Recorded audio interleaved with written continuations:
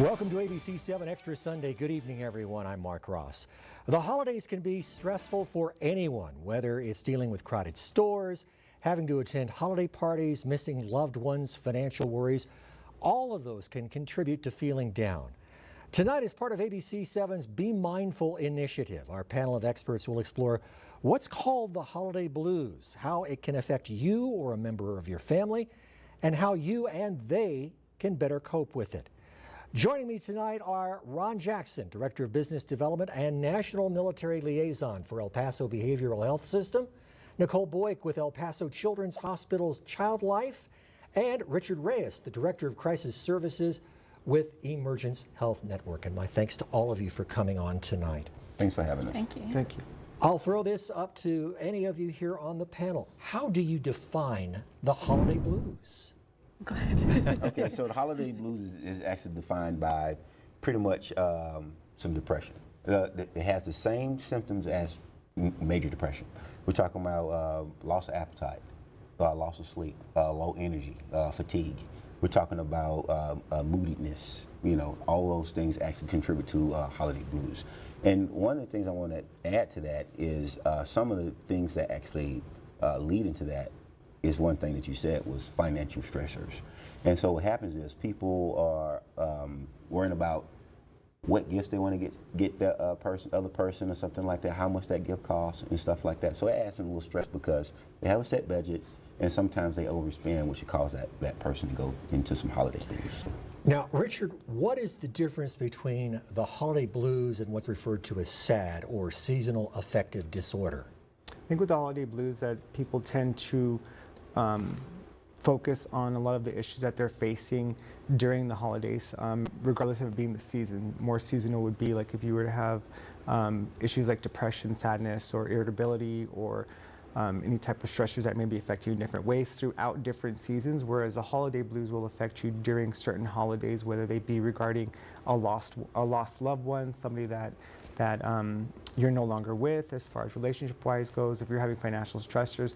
So those things will be more affected during the holidays versus if you were having seasonal type of depression or difficulty with mental illness. Nicole, can children and teens have some difficulty during the holidays if they're coping with some type of a mental health issue? Absolutely. I think there's a couple components. I think there's the presence of a mental illness, which can mirror some of what adults go through.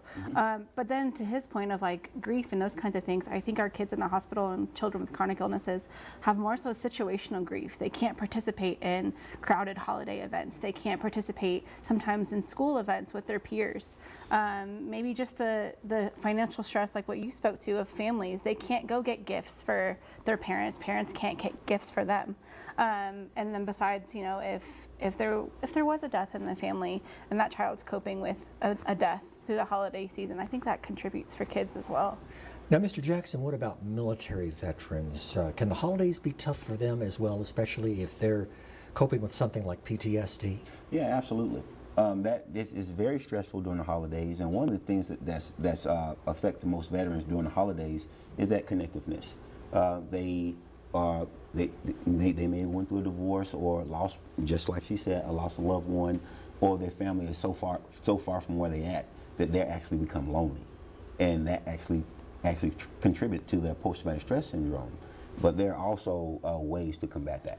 So really, the holidays are harder for someone with a mental illness. Oh, definitely. But also depending on what types of resources that they're associated with, or if they have any type of support systems as well.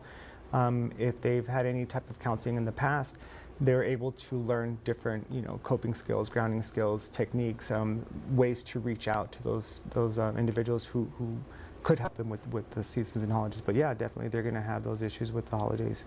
So if a friend or relative spots someone with one or maybe more of the issues that we've had listed in the graphics as far as the signs of holiday depression, what can they do to help them? Communicate, reach out, check on them, especially when we have elderly people who say have lost their spouses in the past. We want to reach out to them. We want to check on them. Even just dropping by to say hello, could be a great, holiday surprise for them, or help them kind of feel more warm inside as far as like being able to communicate and say, we're here for you. And Nicole, what about a parent dealing with a child who might have a mental issue? I think seeking out the resources is always helpful. You know, kids don't always want to talk to their parents, and that's okay. We don't ever want to make a child feel like they have to talk to certain people. There's some wonderful resources with the gentleman sitting next to me in the community, and we want our parents to seek out those resources. But also giving, doing those simple check-ins with their child, with their teenager, letting them know, like, I'm here for you when you want to talk to me. If when you want to talk to somebody else, we'll go find somebody else to talk to. I think those simple check-ins of letting them know they're here. And just saying, hey, I can, what can I do to help you? Yeah. And just to add to what she said, just validate their feelings. Let's not Gloss over it. Yeah. Validate if they feeling a little depressed or anything like that. Just like she said, validate their feelings. It's okay to feel that way. And then let's find a resource for them. When we come back, our panel will discuss why there is no such thing as a perfect holiday, especially for someone coping with a mental health issue. Stay with us. You're watching ABC 7 Extra Sunday.